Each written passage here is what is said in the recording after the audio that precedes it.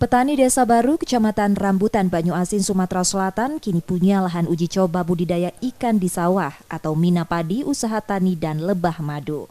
Lahan ini diluncurkan Ikraf Indonesia dan Pemkab Banyuasin. Lahan terbagi jadi 2 zona yang masing-masing untuk usaha tani mina padi dan budidaya lebah madu. Lahan tersebut akan dikelola bersama masyarakat dengan bimbingan peneliti.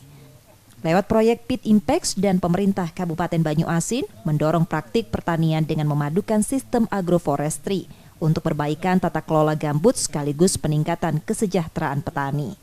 Dengan memperkenalkan jenis-jenis usaha tani di lahan gambut pada petani, diharapkan bisa mengadopsi usaha tani tersebut.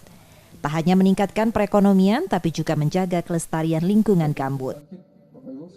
Yang kita harapkan adalah dengan adanya demonstration plot ini juga masyarakat akan bisa mengadopsi usaha tani yang diinginkan, sekaligus juga nantinya desa-desa yang lain juga bisa ikut, ya, sehingga akhirnya kehidupan masyarakat itu bisa terbantu, income-nya bisa meningkat, tapi juga lingkungan bisa terjaga dengan baik. Kegiatan usaha tani yang ramah lingkungan, yang tidak merusak habitat yang ada di situ, sehingga pemupukan pun menggunakan pupuk organik.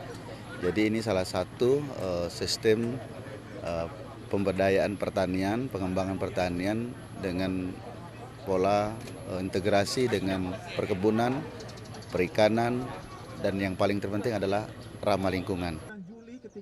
Banyuasin memiliki lahan gambut seluas 295.000 hektar. Mayoritas dimanfaatkan masyarakat tanaman padi. Desa Baru jadi satu dari 34 desa lokasi penelitian Pit Impact di Sumatera Selatan hingga 2023. Emriski Nurbizan, Kompas TV, Banyuasin, Sumatera Selatan.